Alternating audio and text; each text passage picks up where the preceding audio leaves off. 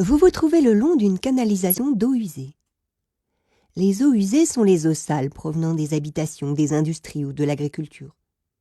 Ces eaux altérées doivent être traitées avant d'être rejetées dans la nature et ainsi éviter toute pollution.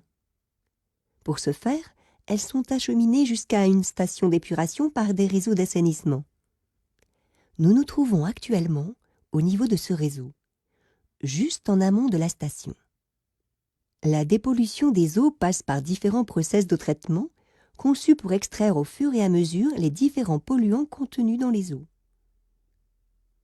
Tout d'abord, les eaux usées traversent des grilles afin de retirer les éléments flottants inorganiques, papier, coton-tige, plastique.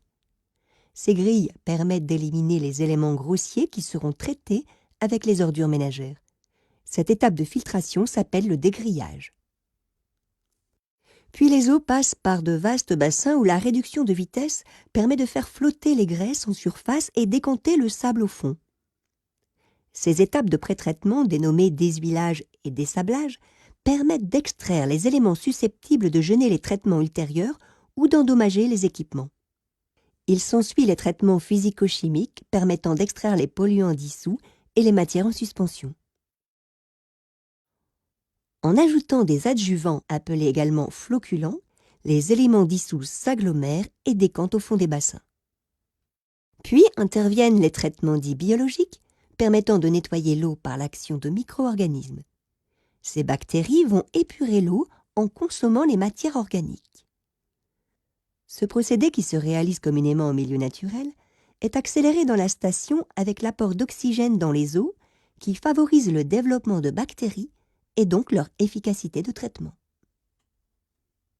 La station d'épuration de Valbonne-Sophia-Antipolis est également dotée d'une filière complémentaire de dénitrification permettant de réduire les concentrations en nitrate, facteur d'eutrophisation des milieux.